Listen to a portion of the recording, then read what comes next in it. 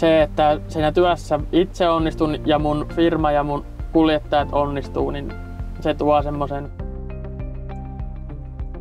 tunteen, että tää on meille just oikeeta hommaa. Minun pappani isä on aikanaan perustanut yrityksen ja pappa on siihen sitten 17-vuotiaana lähtenyt kanssa matkaa. Oma isäni ja nyt sitten minä vuorostani. Ensimmäinen vihreä harvesteri, mikä meillä on ollut, oli mallian 870 Pertta, jolla aikanaan oma isäni ajoi. Pieni muistokuva on, että on semmoinen vaahtosammuttimen kokoisena ollut siellä kyydissä ja siellä varmaan se oma ensikipinä tähän lajiin on sitten luotu.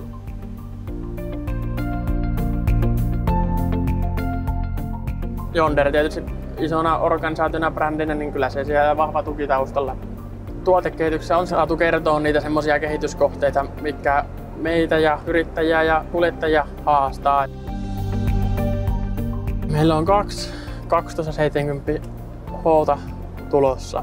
Kun se on meidänkin idea, että ollaan aina kehityksen kärkipäässä ja mukana siinä, niin miksei. Ja me on saatu sanoa oma näkemyksemme siihen tiettyihin asioihin, niin kyllä me luotetaan siihen, mitä ne tekee, että uskalletaan olla ensimmäisiä, mitkä lähtee tähän kelkkaan. Ja voi sanoa, että kyllä joku hullu näitä on ostanut jo. Että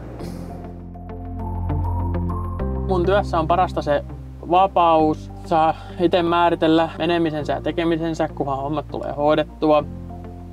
Ja kyllähän se sitten tietysti, kun tähän jakkaralle istuu ja laittaa oven kiinni ja dieselin käyntiin ja rupeaa työntämään puuta läpi kourasta, niin ei sekään nyt ihan huono asetelma ole. Pienistä asioista se sitten lähtee se iso kokonaisuus. Ei tarvita mitään semmoista erikoista ja hienoa. Ihan tää perusjuttu, niin saadaan täällä tehdä tätä näin. Tavallinen arki on sitä parasta juhlaa.